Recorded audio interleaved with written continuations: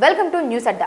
కొవ్వు మాత్రమే కరగాలంటే ప్రస్తుత రోజుల్లో ఊబకాయలు పెరుగుతున్నారు. లేనిపోని ఆరోగ్య సమస్యలను కొని తెచ్చుకుంటున్నారు. ఈ క్రమంలో బరువు తగ్గడం కోసం డైటింగ్, వ్యాయామాన్ని ఆశ్రయిస్తున్నారు. అయితే ఈ ప్రక్రియలో భాగంగా చాలా మంది కొవ్వుతో పాటు కండరాల క్షీణత బారిన పడుతున్నారని నిపుణులు చెబుతున్నారు. దీనిని నివారించి కేవలం కొవ్వును మాత్రమే కరిగించుకోవడానికి కొన్ని పద్ధతులు పాటించాలని సూచిస్తున్నారు. కండరాలు క్షీణించకుండా ఉండాలంటే తగినంత ప్రోటీన్ తీసుకోవాలి. ఇది కండరాల మరమ్మతుకు, పెరుగుదలకు సహాయపడుతుంది. శరీర బరువులో ప్రతి కేజీకి కనీసం 1.2 గ్రాముల నుంచి 1.6 గ్రాముల ప్రోటీన్ తీసుకోవాలి. ఇందుకోసం గుడ్లు, పప్పు ధాన్యాలు, పన్నీర్, సోయా, చికెన్ బ్రెస్ట్, చేపలు ఆహారంలో భాగం చేసుకోవాలి.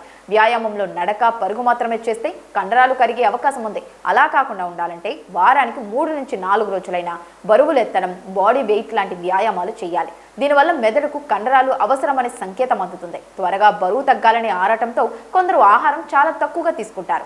దీనివల్ల శరీరం శక్తి కోసం కండరాలను కరిగించడం మొదలు పెడుతుంది. కాబట్టి రోజువారీ అవసరం కంటే కేవలం 300 నుంచి 500 క్యాలరీలు తక్కువగా తీసుకుంటే సరిపోతుంది. నిద్రలోనే కండరాల నిర్మాణం వేగంగా సాగుతుంది. కాబట్టి రోజుకు 7 నుంచి 8 గంటల గాఢ నిద్ర పోవాలి. అప్పుడే కండరాల క్షీణత తగ్గుతుంది.